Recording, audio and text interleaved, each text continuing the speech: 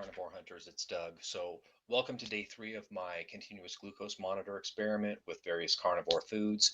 If you guys have any requests for a food that you'd like to see how it affects my blood glucose and perhaps how it may affect yours, you go ahead and put that in the comments and I will try to see if we can work that in as well. So, let me go ahead and get us pulled up here really quick. Alrighty.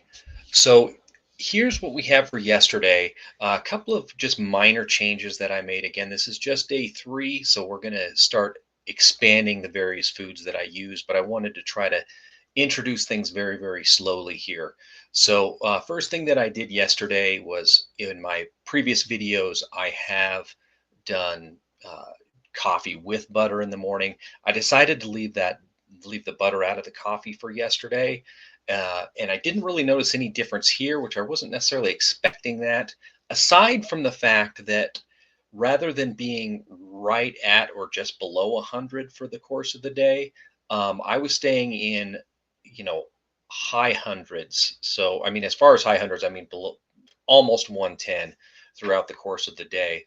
So I don't know if the coffee had anything to do with that. I added butter back into my coffee today, so we'll see if that kind of affects how things go for me today, or if that's just how my body handles the carnivore diet. Don't know for sure, but we'll find out soon together. Now, come lunchtime, I did have 8 hot wings, 4 slices of bacon, and I wanted to try the Fairlife Nutrition Plan protein shake. This one is one I've always been kind of concerned about because it is processed to remove a lot of the sugars. I think the 12-ounce bottle only has like 4 grams of sugar or something like that. Um, but they actually advertise it as highly processed. So as carnivores, that's kind of a concern. But it is, I've found, been a good way to get in an additional 30 grams of protein if I don't feel like I've eaten quite enough for a day. So I did just want to work that in.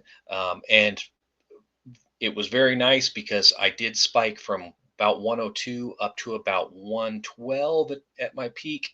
And then that came down within the hour. So, again, kind of a boring line here, but good to know that if I ever need to use that protein shake, that I can do that without too much of a blood sugar spike at least. Then for dinner, I did make my carne asada bowl, and that didn't affect me really at all. I actually, if anything, was kind of at my lowest point throughout the day after dinner yesterday. If you guys are interested in my carne asada recipe, I will link that above. Absolutely delicious. One of my favorite meals. To keep it carnivore instead of don't use a tortilla or anything like that. I mean, you can if you want to, but I don't. I basically cut the carne asada up into little pieces, put in some sour cream, maybe some sharp cheddar cheese, and just kind of stir that up and eat it just like that. Tastes absolutely fantastic. But if you guys have any other requests for any other foods that you want to see me test, I am kind of stretching out my experiment here over the next few days.